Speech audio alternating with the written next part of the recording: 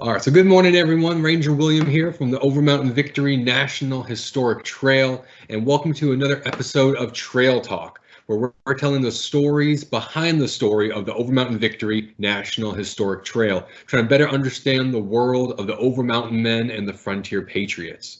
Now, when we talk about the Overmountain Victory National Historic Trail, what does that really mean? Where are we referring to when we use that term over mountain? So in the 18th century, that region would have been referred to more by the names of the rivers that flowed through it, the Holston, the Nolichucky, and the Watauga. The area of the Watauga settlements was kind of off the radar for the main military leaders of the revolution for the first half of the war. But it's going to provide a source of patriot fighters at a time when the American Revolution needed them most. The Kings Mountain Campaign of 1780, stopping the British in South Carolina and North Carolina before they could just bulldoze up into Virginia. And then throughout the rest of 1781, 1782, Patriot generals would send calls for aid to the Wataugans. And British leaders are going to try everything that they can to keep these over-mountain men from coming back into the fight in the eastern colonies. So to tell us more about this mystery mountain region, we are joined by Chad Bogart. Now, Chad has been a staff member at Sycamore Shoals State Historic Park in Elizabethton, Tennessee for 16 years. The past 5 of those years as the Museum Curatorial Assistant. Now, he has been involved in living history for 22 years, including serving as commander of the Militia reenactors based out of Sycamore Shoals, the Washington County Regiment. And he's also performed educational programs and first-person character performances at over 60 local, state, and national historic sites. He is a member of our trail partner organization, the Overmountain Victory Trail Association, and was born, raised, and is currently living in the area that was originally part of the Watauga Settlements. So I think we got the right guy for this conversation. Chad, thanks for joining us. Thank you, Will. It's a pleasure to talk to you. So the first question that I kind of have here for you, this term that we're using, the Watauga region, the Watauga settlements, when someone refers to the Watauga, where are they talking about in the 18th century and where would that be today? So the Watauga settlement was a European settlement that began around 1770. And that is the area that we would call today Northeast Tennessee. It encompasses the current counties of Washington, Carter, Unicoi, Johnson, parts of Sullivan County, and also some of the western North Carolina counties, Watauga County, Ashe County, Avery County, a little bit of those counties as well. So the extreme northeast corner of the state of Tennessee now. And those nice high elevations in North Carolina. Yeah, yeah. So being in this area, being across the Appalachian Mountains, being right there at the crest of them, this was illegal according to British policy. The end of the French and Indian War, 1763, the Proclamation Line determined that everything west of the ridge of the mountains was not allowed for white colonization, but was to be reserved for the Indian nations. What made this area so attractive? What was so great about this Watauga settlement that it would draw these settlers out here, even though they were being there illegally? Well, originally you had market hunters and long hunters coming across the mountains to for the deer hide trade, and they would bring stories back across the mountains of just this paradise of a land. A land that had already been cleared, deforested by natives in previous centuries. The Cherokee at this time referred to the area of the Watauga as the old fields of the Watauga. And so the land had been cleared by the agricultural people, the Cherokee and previous tribes.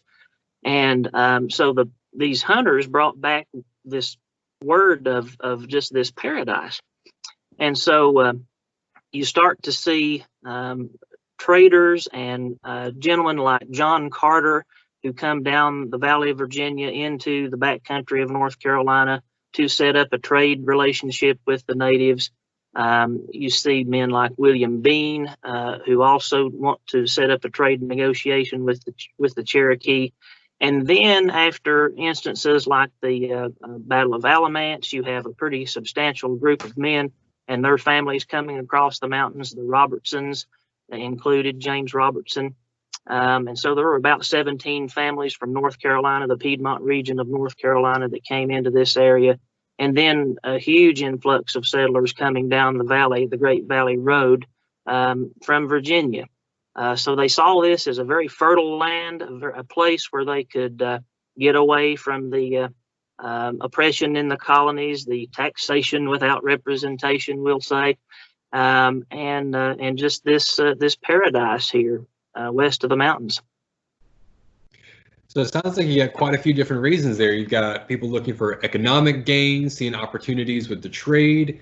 The woods have already been cleared out, so you can save a bunch of the work. And then if they're just wanting to get away from other problems, other issues, go where there aren't any people. Seems pretty simple. You hit on my next question too about how they got there. You said that you have people coming down from Virginia as well as coming across from North Carolina. Would you say that there was one that was kind of more common, one kind of more main highway, and one more of a back road? Absolutely. The folks coming from Virginia, of course, would have used the Great Wagon Road, sometimes referred to as the Great Warrior's Path. Of course, that comes down and kind of splits at Roanoke, and one branch goes down into North Carolina towards Salem, and then the other branch comes down towards Sapling Grove, which is Bristol today, okay. And into the Watauga Settlement. And so that was kind of more of an established pathway or road, we could say. The folks coming from North Carolina had a little bit tougher time of it. It was just mainly animal trails and horse trails. There was really no main established road at that time. So the folks coming from North Carolina would have had a tougher time. There was no I-26 or I-40 to just cut you across there. Yeah. Exactly. Okay. Now, something else you kind of touched on too, you talked a lot about how the Cherokee had previously cleared the area. We're already calling it the Old Fields. My next question was more about those other ownership claims. Because, I mean, every inch of this country was claimed by at least one American Indian nation. Usually there were different competing claims over the same area. So you said that the Cherokee had cleared that. Did they still claim the Watauga region at the time this settlement is happening, or what other nations were nearby that also claimed that corner of what's now East Tennessee? The Cherokee, of course, did claim this area. It was mainly at that time used as hunting ground. The main settlements of the Cherokee had moved further west and south, and I know that Mark Ledford touched a lot on that in one of your previous interviews with him. And so, but the Cherokee were mainly using this area as hunting ground, and so that's another thing that made it appeal so greatly to the settlers, is it was kind of abandoned, more or less, and so they just moved right in. And one thing that the settlers did do, though, is, and I know one of your later questions covers this, but one of the things the settlers did is enter into a land lease with the Cherokee, so that the settlers could actually rent the land for a 10-year period, and that was a negotiation that took place between the Cherokee leaders, Attakulla, namely, and the Watauga Association. And you just touched on something there too. That's one of the big kind of sources of contention that we see throughout early American history, is this idea of land use. So even though the Cherokee are using it as hunting ground, this kind of game preserve to keep their way of life going, you have these white hunters, traders, settlers arrive. They don't see fields, they don't see fences, they don't see houses. They assume it's not claimed. So they just move right in. Again, I'm looking forward to getting into that question a little bit later about the Transylvania Purchase. So we talked about kind of the contention between the Indian Nation claims, settler claims. What about governments or organizations, companies? What other kind of more corporate entities laid claim to this region? Well, of course, the big one is the British government, the Crown. The lands of North Carolina essentially stretch to the Mississippi. But as we stated earlier, the Proclamation of 1763 kind of forbade settlement west of the Appalachians to any white settlers. The Cherokee and the British were allies during the French and Indian War, and so they wanted to retain the western lands as Indian land. And so definitely the British, still being allied to the Cherokee, had a stake in this area as well. Okay. Now, looking into kind of the history of the settlements and a little more about the claim of it, some history books, you'll come across this name of the Transylvania Company. And I mean, first thing off the bat, vampires and Dracula. But what was the Transylvania Company, and why are they involved in this history of Watauga?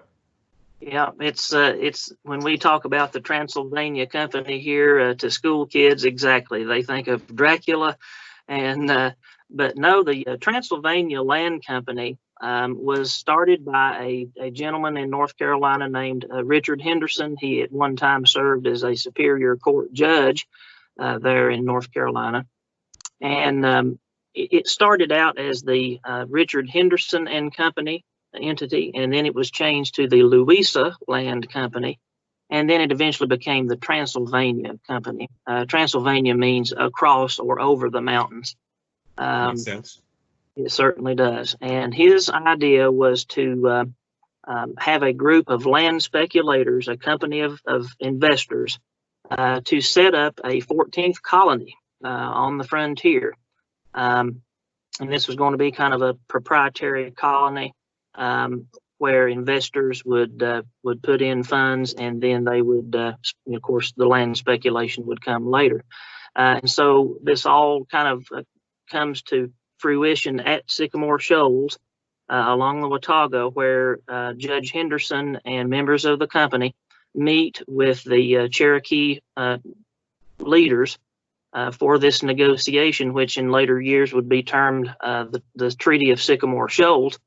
And they negotiated the purchase of an extremely huge tract of land, 20 million acres of land, most of what is now half of the state of Kentucky and parts of Middle Tennessee.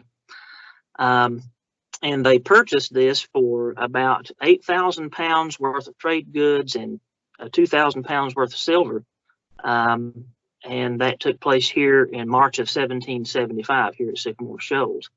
And so it remains today the largest private real estate transaction in the history of the United States. Vanderbilt's got nothing on you guys. Jeez.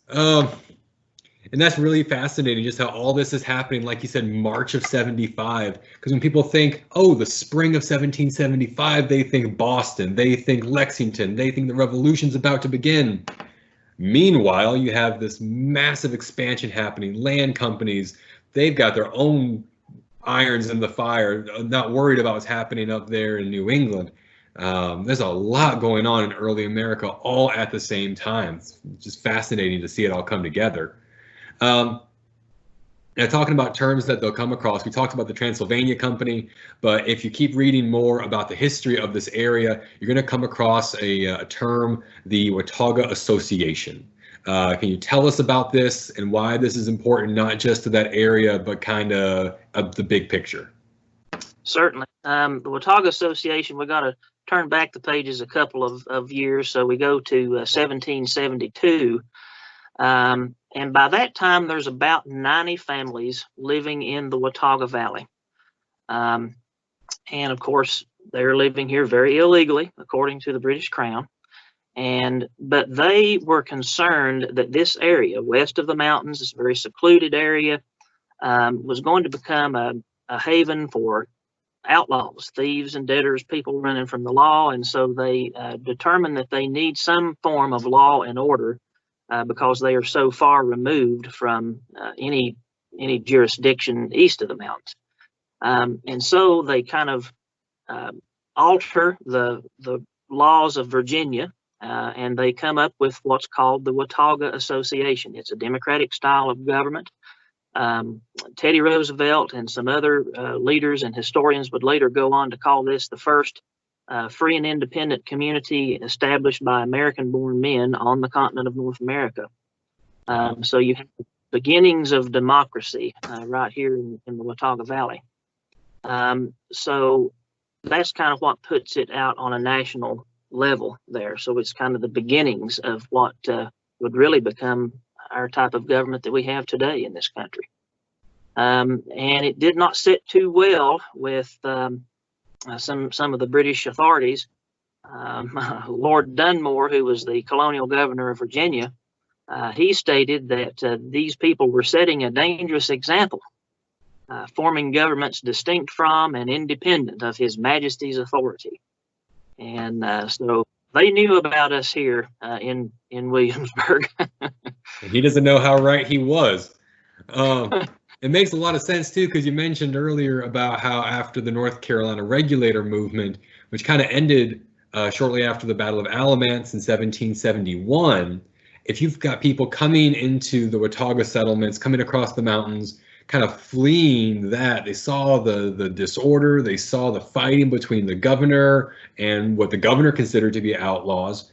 And then in South Carolina, you've got their own regulator war going on, wrapping up in about 1772. You have accounts of the back parts of Georgia being filled with these shifty, lawless kind of folks who are just coming down through the Carolinas looking for a place to go. You're even beyond that. So it makes a lot of sense that they're so concerned about making sure to maintain structure, law, and order in their new community. Now we're talking about how they're traveling, and you're talking about they're coming down the Valley Road from Virginia, little game trails through North Carolina. This travel is not easy. I mean, we joked about the interstates, but even if you drive the interstate today and just look over the shoulder, and you imagine if you're trying to go with a wagon and a team of horses, you're going to have a time of it. And when it comes to the Carolinas, the back parts of the Carolinas, a lot of their trade can be conducted once they get to a good point on the river, where they can then go down the river to a port, and they can have industry and they can trade that way.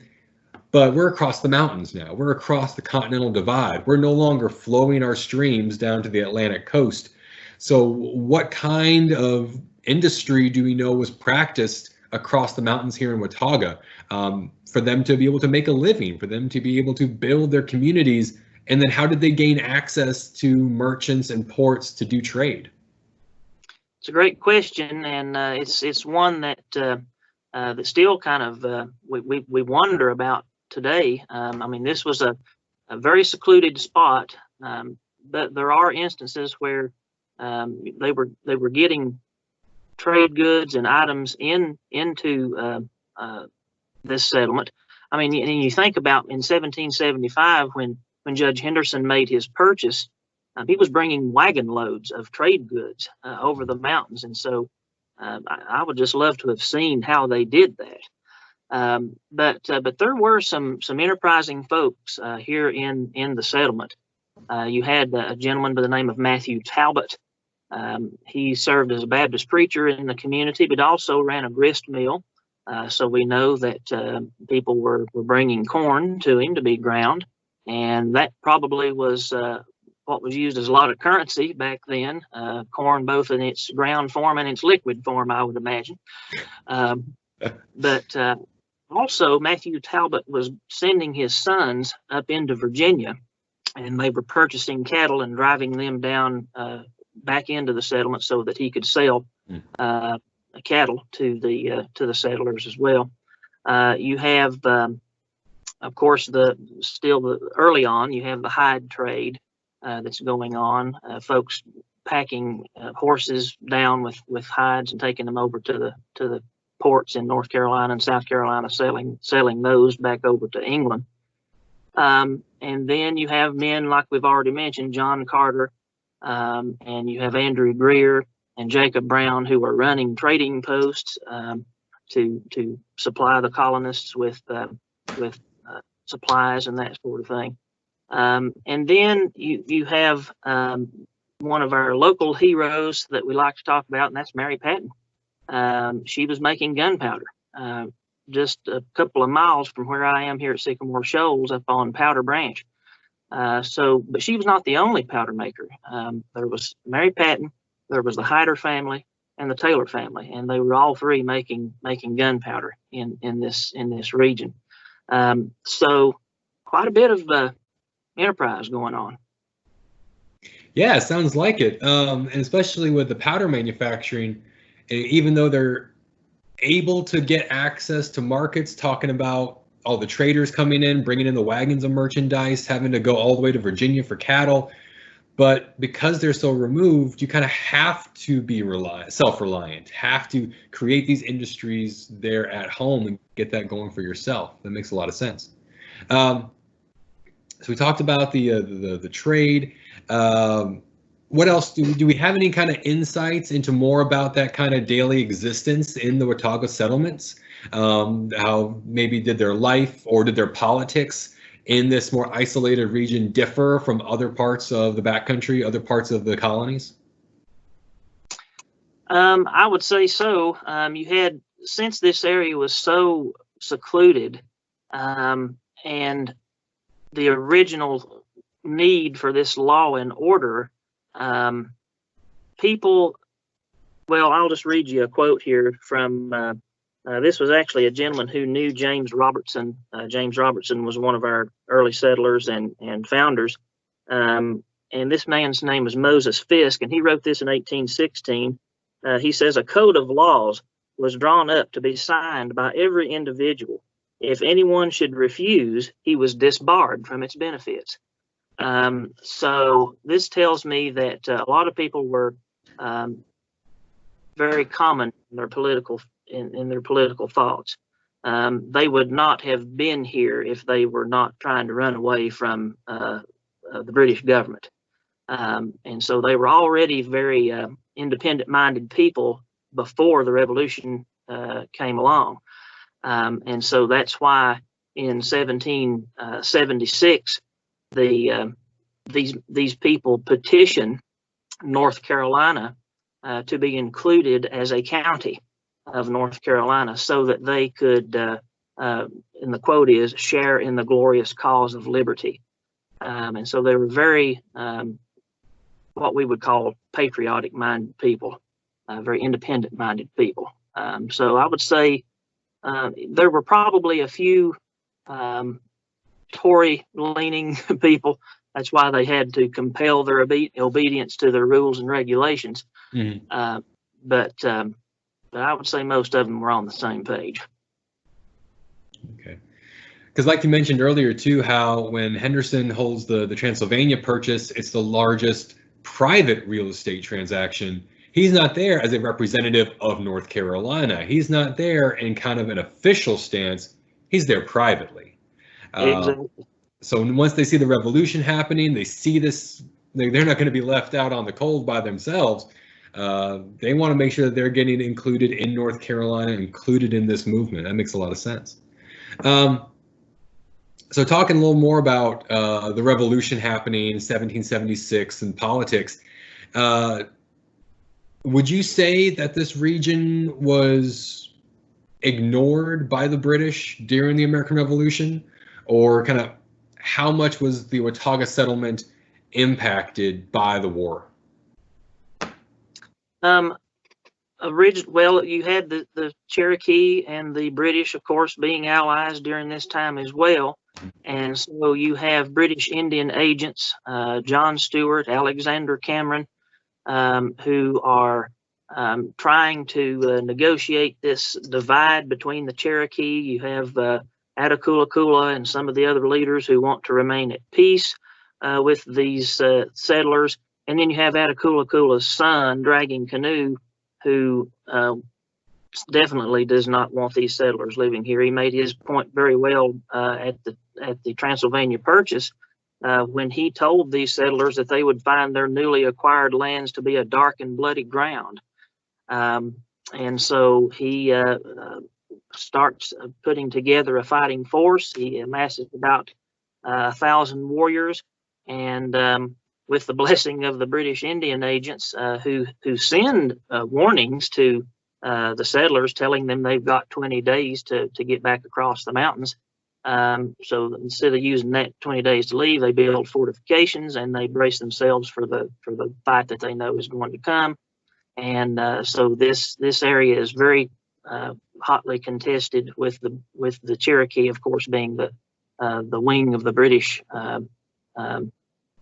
in this area. And then, of course, as the Revolution comes closer, you have men under Isaac Shelby of the Holston settlement who are going down and fighting some skirmishes in the back country of South Carolina.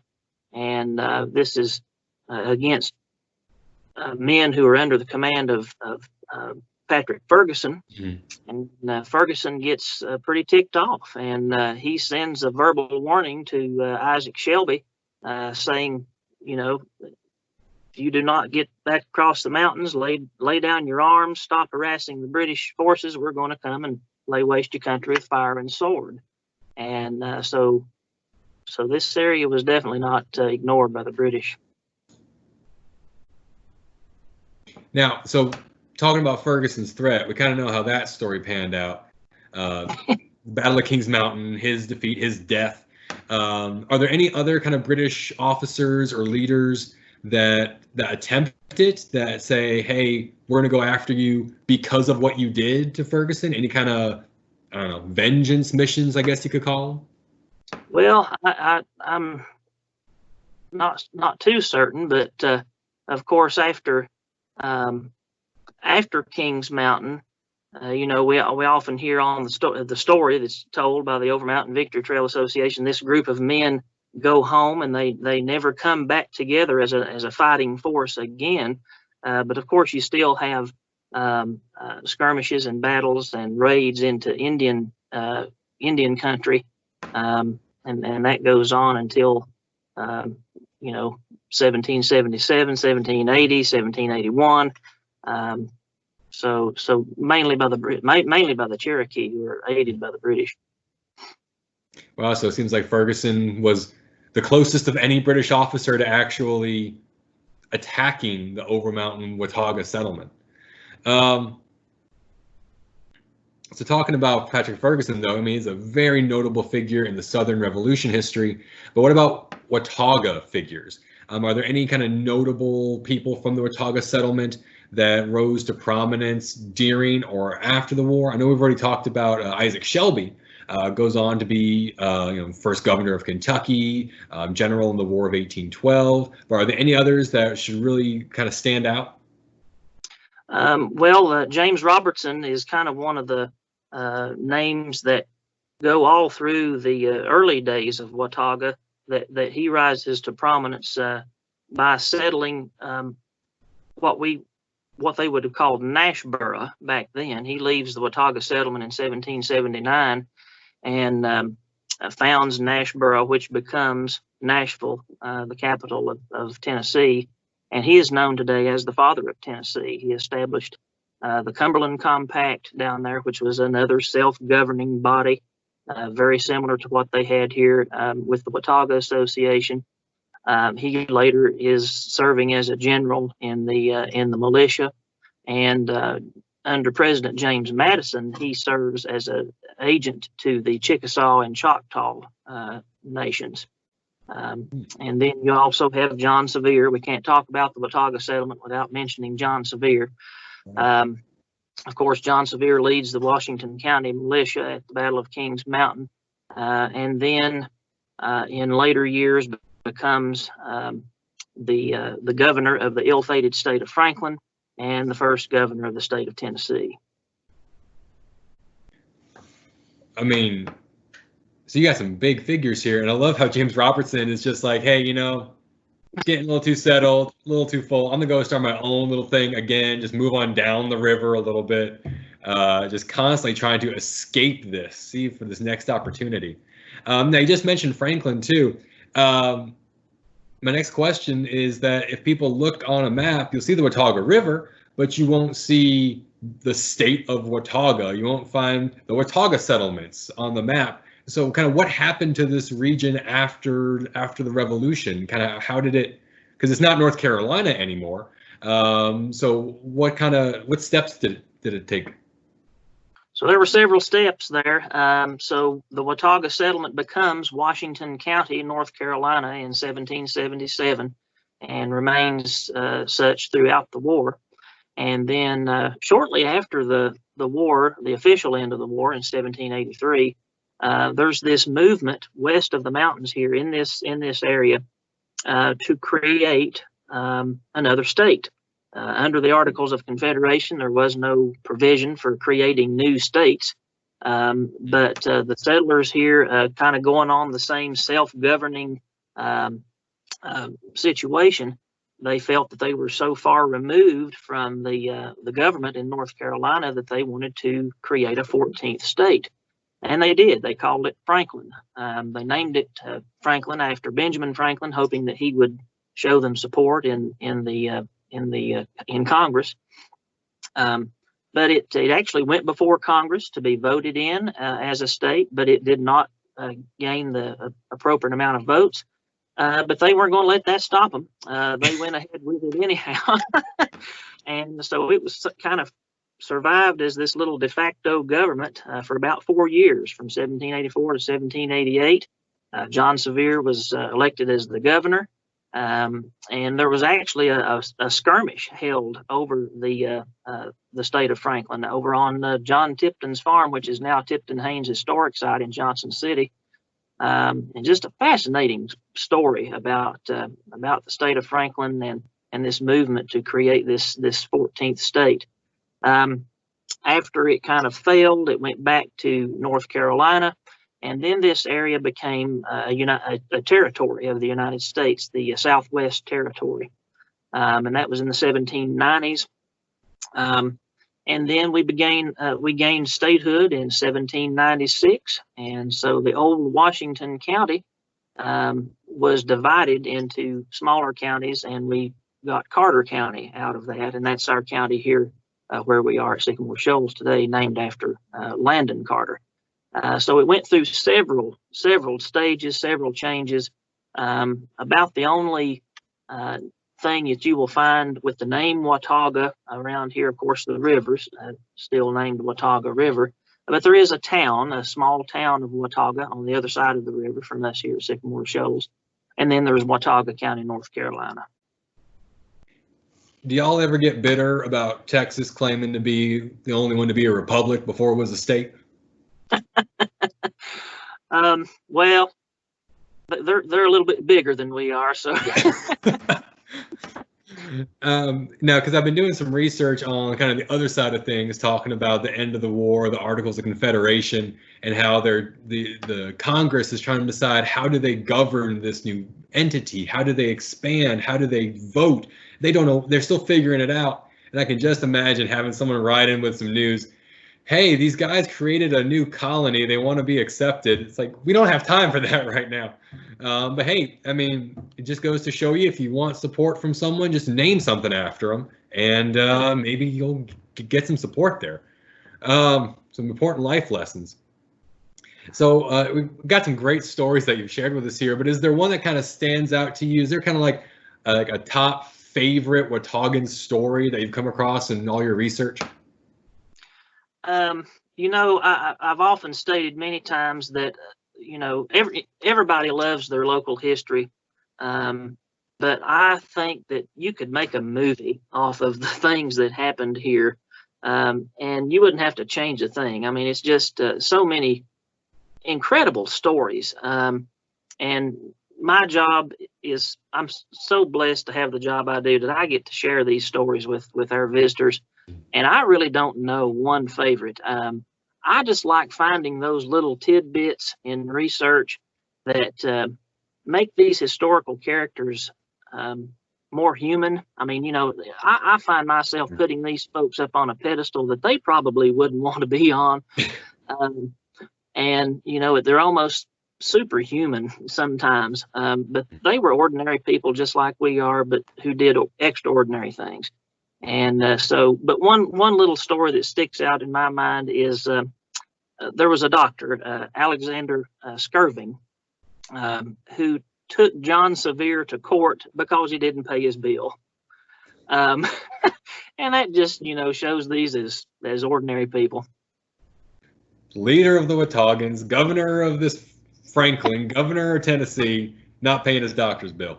And that hits home for a lot of people. That's great. And so I kind of have a little bonus question for you. I like to do a little fun, little hypothetical what if at the very end. I've been inspired by a few other podcasts who do that. And actually, this question was inspired by Alamance Battleground, North Carolina State Historic Site. They did a little question on their social media about what if these two different kinds of groups came into a fight, who would win? Kind of a nice little hypothetical. So if you've got a group of Wataugans who decide that they're going to be doing some business, they travel up through Virginia, up the wagon road to Philadelphia. While they're there, they walk into a tavern, they get into a brawl with a group of sailors who just docked in from Boston.